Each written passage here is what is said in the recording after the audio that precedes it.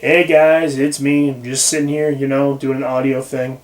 Looking through some boxes of stuff I have packed up. My office has been, in shambles. It's been disheveled for months now. I finally got enough space cleared to record stuff. I got 1/3 of it up. The rest of it's going up in a couple weeks, hopefully. And I was looking through it, like all different kinds, of amiibos and, really cool Skylander figures and Infinity figures, things I'll never ever play with.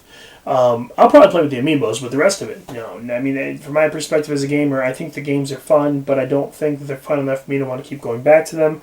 I think that generation is lost, or at least that type of game is lost in my generation. It's more so for my children, and they love it, and that's fine. I respect that. It's so wonderful to look at how far this has came. It should have been done months ago, and for that, I'm sorry. It's not. I mean, I haven't been on top of it, but I'm really enjoying the fruits of a little bit of labor I've done. I love having my stuff on display. I love being able to really enjoy the things that I like.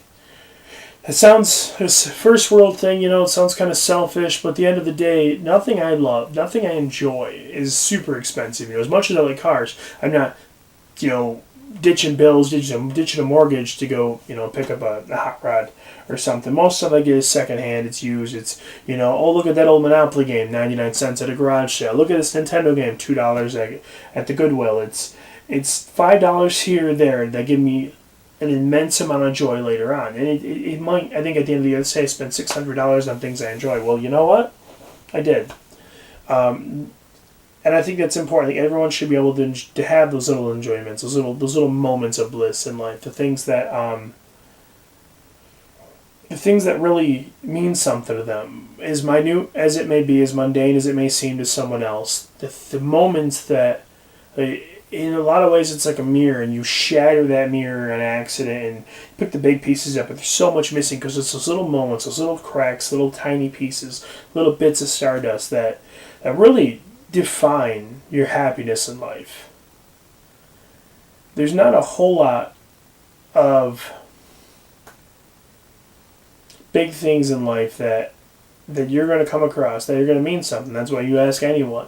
They'll be like, what's the greatest moment in your life? They'll be like, oh, the day I got married, or the day my son was born, the day my daughter was born, the day I achieved a master's degree. Those are typically once in a lifetime, events, and they're things that most people remember. Not that they're not worth remembering. They're amazing. They're amazing things that anyone can shake their head at. Like, you know what? You did a good job. But if you ask those same people, what are their favorite memories?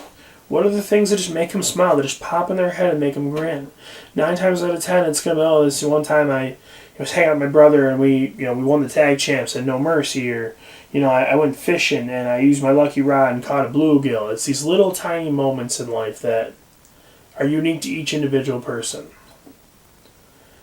And those small moments, those unique, tiny moments,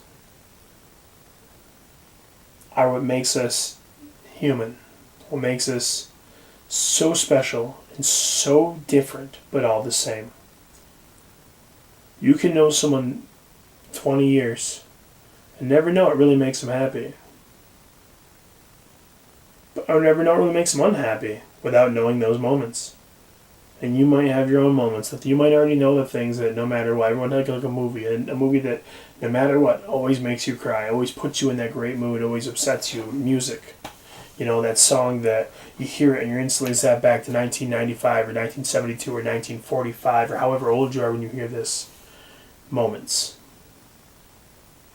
that shape who we are, who we're going to be, and who we were.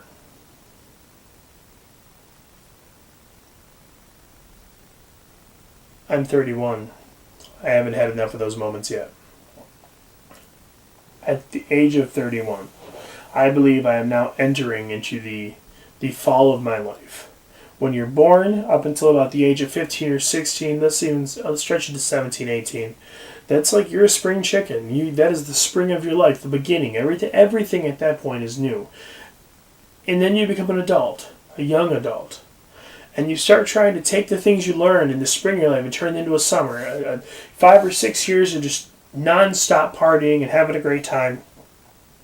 And by the time you really figure your life out, you really get your ducks in a row, your priorities in order, you realize that all that stuff that you learned wasn't what you thought it was. It was the lessons you learned from doing everything the wrong way.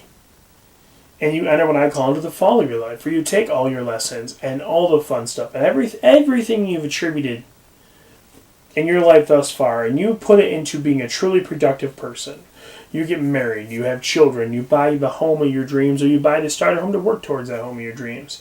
And you start to become a productive person, and you start to become a great member of society. And that goes on for most people until I'd say, at least in my opinion, I'd say, the 50s, 60s, 70s, anywhere. I mean, you become a senior citizen. And at that point, autumn is over, and you enter the winter of your life. I am still currently at the end of summer, early fall of mine. I know I sound like a crackpot, and that's fine. This is my opinion. You're entitled to yours. But it's the moments that define us, and the moments that guide us. And I am still needing guidance. I want more of those moments. I think you should too. With that being said, that's all I have to say. So, have a good night.